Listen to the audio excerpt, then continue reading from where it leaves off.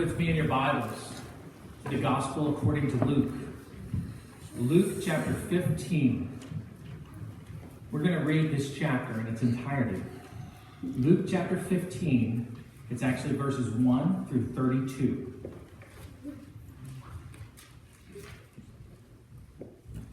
Now the tax collectors and sinners were all gathered around to hear him. But the Pharisees and the teachers of the law muttered, "This man welcomes sinners and eats with them." Then Jesus told them this parable. Suppose one of you has 100 sheep and loses one of them. Does he not leave the 99 in the open country and go after the lost sheep until he finds it? And when he finds it, he joyfully puts it on his shoulders and he goes home. Then he calls his friends and neighbors together and says, "Rejoice with me, I have found my lost sheep." I tell you that in the same way there will be more rejoicing in heaven over one sinner who repents than over 99 righteous persons who do not need to repent. Or suppose a woman has 10 silver coins and loses one. Does she not light a lamp, sweep the house, and search carefully until she finds it? And when she finds it, she calls her friends and neighbors together and says, "Rejoice with me, I have found my lost coin." In the same way, I tell you, there is rejoicing in the presence of the angels of God over one sinner who repents. Jesus continued, "There was a man who had 2 sons. The younger one said to his father, 'Father, give me my share of the estate.' So he divided his property between them. Not long after that, the younger son got together all that he had, set off for a distant country, and there squandered his wealth in wild living. After he had spent everything, there was a severe famine in the whole country, and it began to be in need. So he went and hired himself out to a citizen of that country, who sent him to his fields to feed the pigs. He longed to fill his stomach with the pods that the pigs were eating, but no one gave him anything. When he came to his senses, he said, 'How many of my father's hired men have food to spare, and here I am starving to death? I will set out and go back to my father and say to him, Father, I have sinned against heaven and against you. I am no longer worthy to be called your son. Make me like one of your hired men.' So he got up and went to his father. But while he was still a long way off, his father saw him and was filled with compassion for him. He ran to his son, threw his arms around him, and kissed him. The son said to him, 'Father, I have sinned against heaven and against you. I am no longer worthy to be called your son.' But the father said to his servants, 'Quick, bring the best robe and put it on him. Put a ring on his finger and sandals on his feet. Bring the fattened calf and kill it. Let's have a feast and celebrate. For this son of mine was dead and is alive again. He was lost and is found.' So they began to celebrate. Meanwhile, the older son was in the field. When he came near the house, he heard music and dancing. So he called one of the servants and asked him what was going on. 'Your brother has come,' he replied, 'and your father has killed the fattened calf because he had him back safe and sound.' The older brother became angry and refused to go in. So his father went out and pleaded with him. But he answered his father, 'Look, all these years I've been slaving for you and never disobeyed your orders. Yet you never gave me even a young goat so I could celebrate with my friends. But when this son of yours, who has squandered your property with prostitutes, comes home, you will kill the fattened calf for him?' 'My son,' the father said, you are always with me, and everything I have is yours. But we had to celebrate and be glad because this brother of yours was dead and is alive again. He was lost and is found.' May the Lord add his blessing to the reading and hearing of his holy word." I'm going to go back in time just for a moment. A time before many people had smartphones. A time before people had GPS in their vehicles. A time before you relied on maps to get you from point A to point B, if you remembered to bring the maps with you. I remember one night I was going out for a drive with my wife, and we just decided to go and travel through the country in Pennsylvania.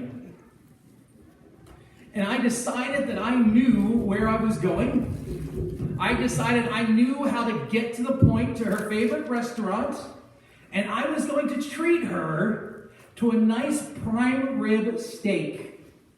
So we set out. We had already gotten a babysitter for Bethany, And we had traveled. And somewhere along the way, I made a wrong turn. And the next thing I knew, 45 minutes later, we were lost in the middle of a cornfield. And there was corn in front of us. There was corn behind us. There was corn to our left and corn to our right. We were severely lost. We did not have a phone to call to ask for help. So I did what was best. I kept driving. And I drove and I drove and I drove. And we came upon a town. Not the town that we were looking for the restaurant, but a town. And there sat a gas station. And my wife looked at me and says, let's go in there and get directions. And I said, no, let's just keep going. And so I drove and I drove and I drove.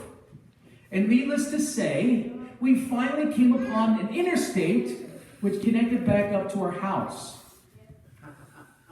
We never made it to the restaurant for the prime rib. Instead, I got home and cooked her a grilled cheese sandwich. You see, we were lost. We were lost, and it would be so easy to stop and find the direction. Yes, there was one way to the restaurant. Yes, there was one way to be able to find where we wanted to go. Our final destination, our final place where we would have rejoiced, where she would have been happy. Now, the worst part about this story is it was our anniversary. No.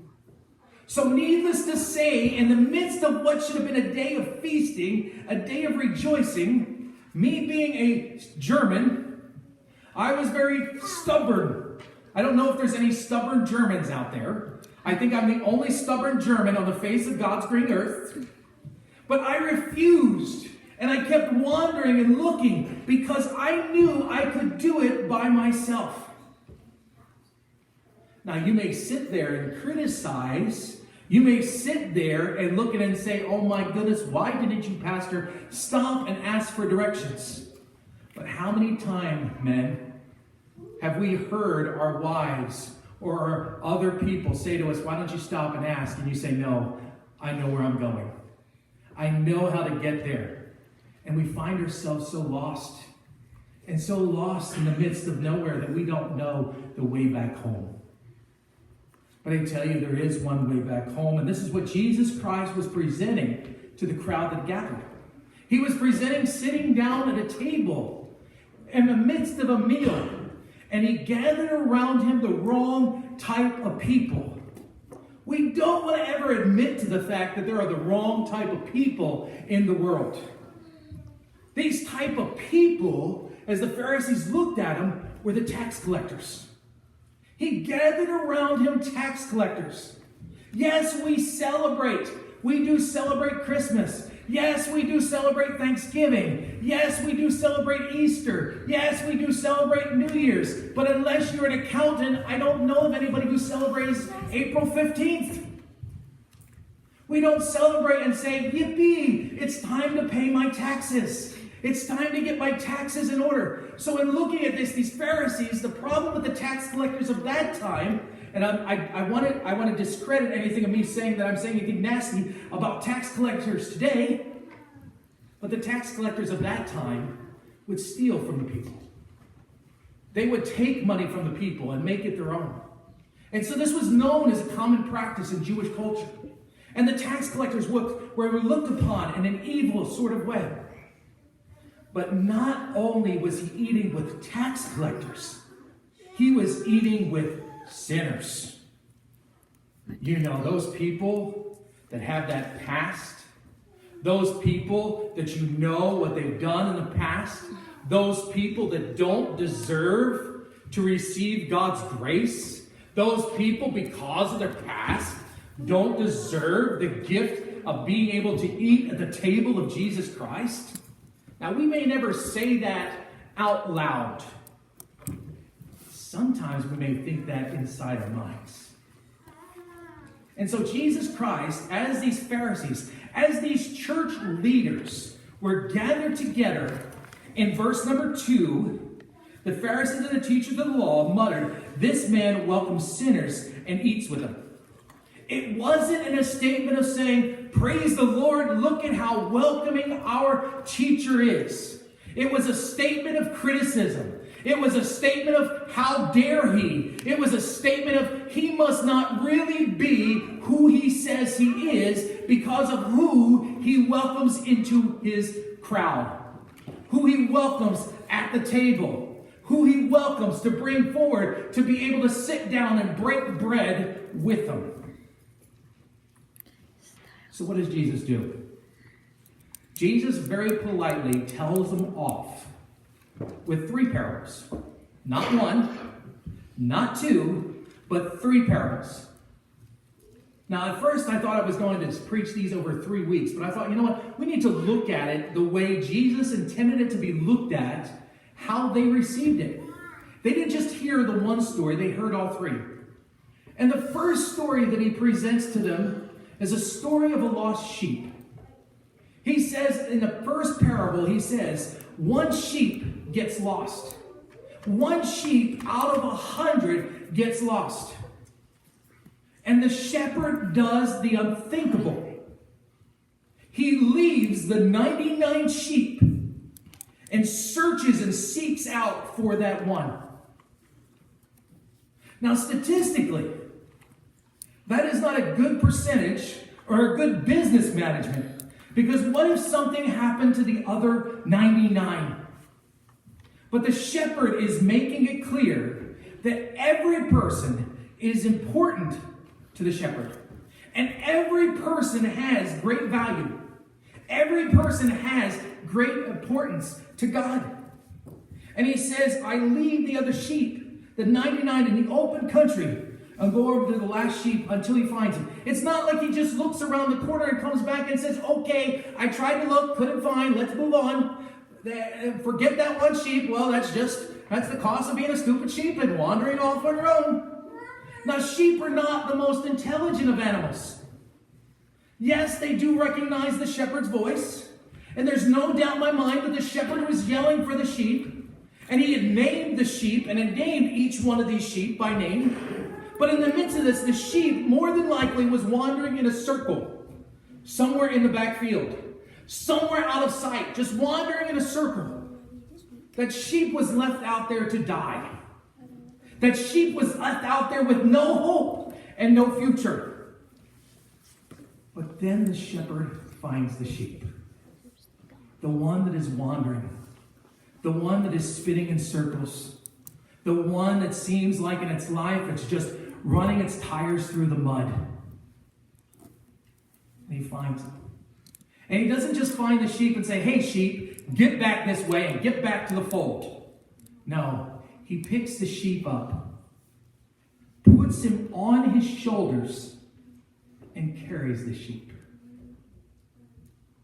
Think about that for a minute. We at one time were that one lost sheep, wandering around in circles, not knowing where we were going, not knowing how we would ever find the shepherd again. And the shepherd found us. And he not only carried us on his shoulders, but he carried our weight on his shoulders. The weight of what? The weight of sin. He carried that weight on our shoulders because he cared that much about you as a sheep. And then he calls his friends and neighbors together and says, rejoice with me. I have found my lost sheep. That's how important you are to God. That's how important people are to God. That's how important are the people that you may seem as lost. You may seem as hopeless. You may seem as those they deserve it.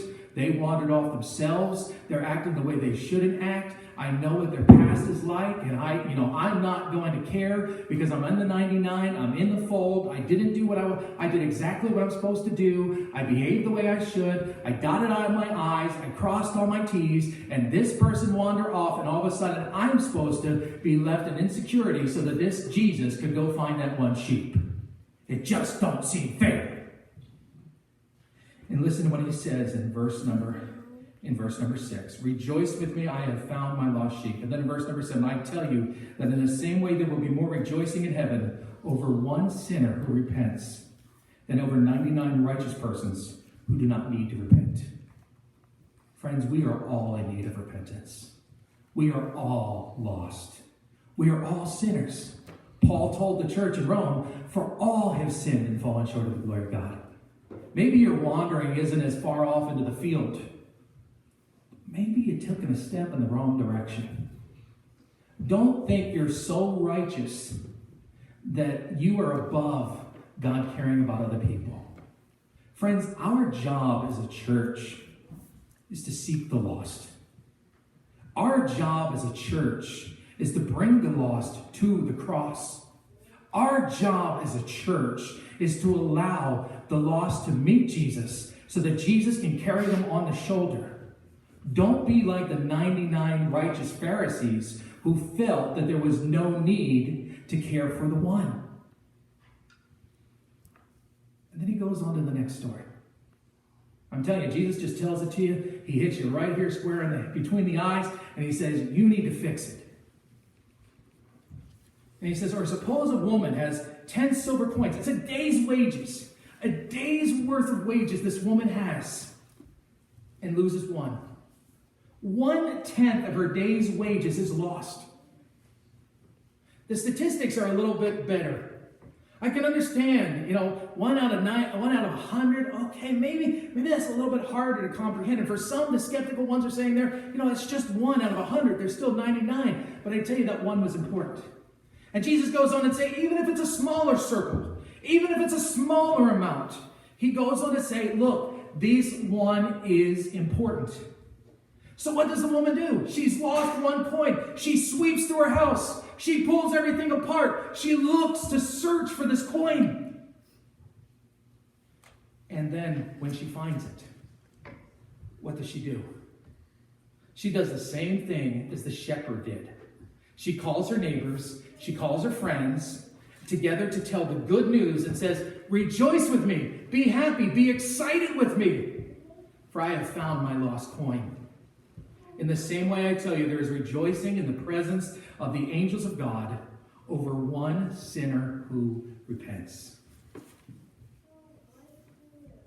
What are we doing, people? Are we rejoicing? Are we welcoming in the lost? Are there people in our lives that are lost, that if they were to take their last breath, they may not open their eyes to Jesus? What are we doing about it? We can post things on Facebook. We can talk to people on the phone to share the latest news of town. But why don't we share the good news of Jesus Christ? And then the statistic goes down to 2. And the story of the prodigal son. But I tell you, the story, in my opinion, doesn't focus on the son. It should focus on the father. And why should it focus on the father? Because you see, the Father in himself is God. And we've heard this story before. We have heard the story of the son going off and squandering things. What that shows me about God is God gives us free will. God gives us free will to make a choice for ourselves. And God gave the son free will even though he knew it wasn't going to be the best option.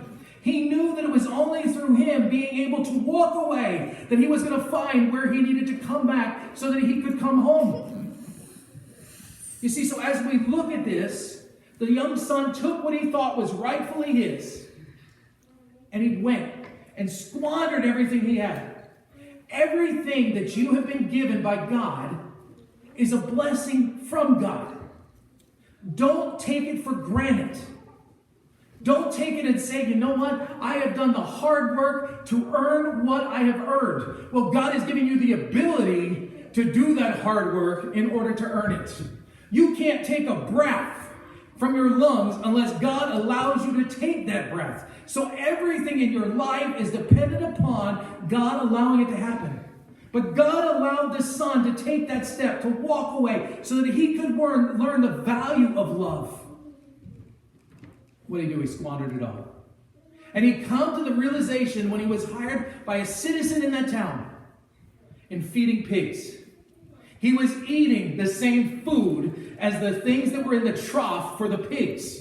He has hit rock bottom. He has hit where there's nowhere else to go even deeper. And he comes to a realization.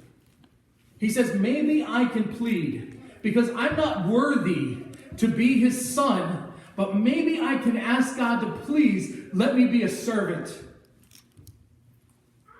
You see, none of us deserve to go to heaven because of the sin we have committed in our lives, because of the choice that we have made to squander the things we have been given by turning our back on God by sinning. So what does he do? He goes back to plead with his father, to negotiate with his father, to be welcomed back in. Look at this, what the father does. In verse number 20. But while he was still a long way off, his father saw him and was filled with compassion for him. He ran to his son, threw his arms around him, and kissed him. The son hasn't even said anything yet. He hasn't even given the plea yet. But he was excited to see the son coming home. That he, a dignified man, went running. Running was not something that was deemed as proper. Running was something that would be looked at like as if they were kind of looking at it like you were doing something that would not be in the demeanor of what this father should have been doing. He's a righteous father. He's a father that has been wronged. He's been a father that has been stolen from. And now this no grateful, degenerate of a son is returning home. And the father comes running to him, wraps his arms around him, gives him a kiss of affection and love. And the son responds and says, Father, I have sinned against heaven and against you. I am no longer worthy to be called your son. That's right. Nobody deserves to go to heaven. I think it's very hard when I listen to people when we're standing in line at a visitation. And we're standing in line and I hear people in conversation. Oftentimes, I will be biting on my lip because I know it's not the right time or the right season, so I'll tell it to you now. Nobody's ever good enough to go to heaven. I've heard people say before, if anybody's good enough to go to heaven, it's so-and-so. I even heard that about my wife when she died. But truthfully, nobody's good enough to go to heaven. Our good works are like filthy rags in God's eyes. But that's where grace comes in. In the midst of his son being there, standing before the Father and saying, I messed up, the Father celebrates. The Father brings him back into the family, puts a ring of ownership back on his hand and saying, you are still part of my family. And then throws a feast for him. Not just a feast, but a feast of the fattened calf. A great feast. A great celebration. For this son who was mine was dead and is alive again. He was lost and is found. So they began to celebrate. Isn't that what it says in Amazing Grace? I once was lost, but now I'm found. Was blind, but now I see. Yeah. I don't think it's just talking about a physical blindness. But sometimes we're spiritually blind to how God is real, how God is active in our lives. But then we hear the story of the older son, the Pharisee, the church member, the person who's been a Christian as long as they can remember, became upset because the younger son was being made a big deal out of. And listen to what the father says. Verse number 31. My son, the father said, you were always with me, and everything I have is yours. But we had to celebrate and be glad because this brother of yours was dead and is alive again. He was lost and is found. We shouldn't be focused in on what everybody else gets. We shouldn't be focused in on how everybody else receives the praise. You see, if we have Jesus Christ in our heart, everything that we have is ours. God has blessed us with an eternity we do not receive. We do not deserve to receive. But He also wants us to celebrate when those come back home. So maybe you know people in your life that all of a sudden they've returned and they've started coming back and they want to get their life in order, and then you sit there and say, I wonder what they're really after. I wonder what really is going on. I wonder what really... Stop it. Stop it. I'm going to be like a father for a minute. Stop it. If you're doing that, stop it. Because that's not godly. We should rejoice when one is found. We should rejoice when one has come home and welcome them in with open arms and welcome them in as part of the family. Welcome them in celebrating in what they have done and where they've returned. Let's learn from the example and the mistake of the Pharisees. Because I'm glad that Jesus ate with sinners. Because then I'm welcome at the table. And if you want to be honest with yourself, you're a sinner too. And Jesus Christ is willing to welcome you to that table. A table that gives you life. A table that gives you life. So as we partake in this meal together, let's remember that all are welcome. As we invite all to the table who profess Jesus Christ as their Lord and Savior. It's time to celebrate like the angels when one comes back to the Father. Let's turn our attention now to communion.